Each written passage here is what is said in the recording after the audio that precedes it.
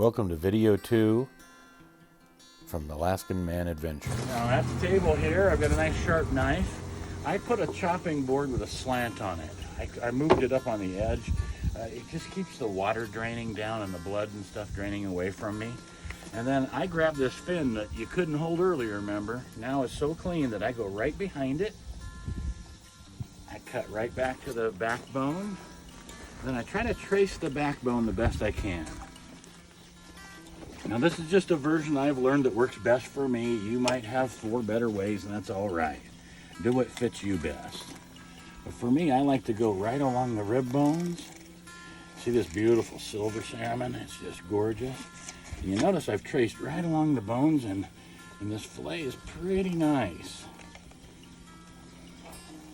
It's hard to get the very last of it without cutting through, so I just do the best I can on my fillet. That's fillet number 1, and then I move the head right to the edge of the chopping block, and that kind of leaves the fillet flat. Makes it a little easier for filleting. Just some tricks I've learned. I'm right-handed, so I'll start at the top.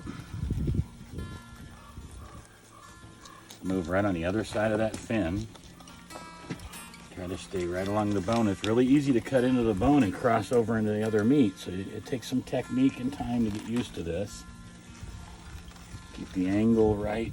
I kind of tip my knife down to go right in along the bones so you don't leave too much meat on the bones. It's good to have some bait, but not good to leave. It should have been on your dinner table for the crabs. Okay, then I just break mine in half, make it a little smaller. This would be perfect for the head would be perfect for catching halibut, but also perfect for shrimp or crab. And I just start a bucket. And I usually flip the top over because this is the time of the year where the flies start coming out. Now I had another trick for that I might show you here. If you look up, you'll see this little crystal here. I'm not a mystic. This crystal, it diffuses light and makes the flies' eyes work weird, and they tend to stay away from me. Now if you look over here, I've got some more hanging right here. And you'll notice it really works good at keeping the flies at bay for now. That's why they're not up on my table. So that's another little trick that's been very helpful.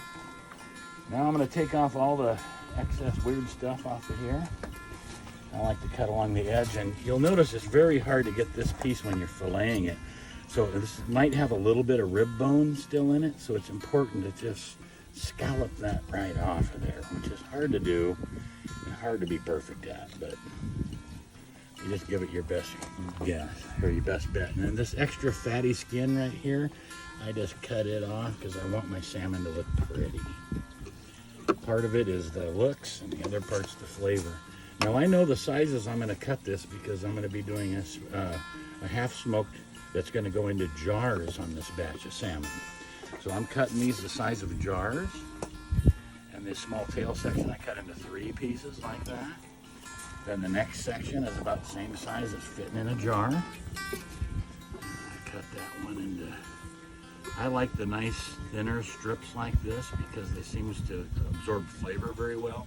Also seems to smoke all the way around it very easily. Also makes your smoking go faster.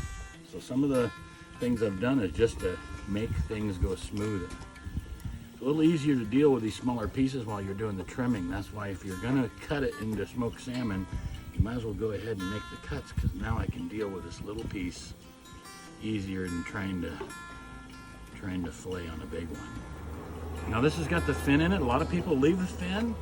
I kind of generally cut around it, so there's not a lot of meat left, but this is also bait that goes into my bait bucket. So that I'm not letting anything go to waste. This little bit of white on here I'm cleaning up just to make it pretty. Now I should be able to start feeling bones in here. There's pin bones that run right down this part of the salmon. I'm feeling them with my finger right to about here, and it stops. So basically behind this fin, where this fin starts, is where the pin bones stop.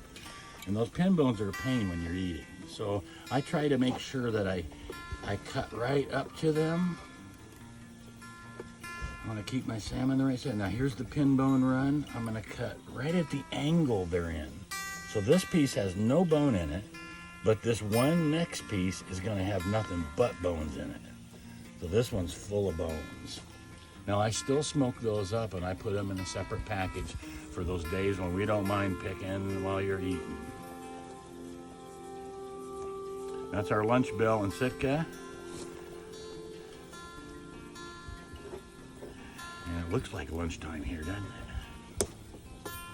So finishing up, just barely going under the skin. I don't want to ruin this belly fat because that's the best part of the salmon. Most people don't know that, and they take that off when they're filleting it, especially for you in the grocery store. To make it look pretty, they take that off, and that's the best part of the salmon.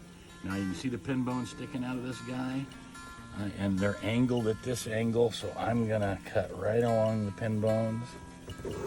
Keep them all in one piece. Now I made that one a little thicker than I normally do, but hey, things happen while you're doing this.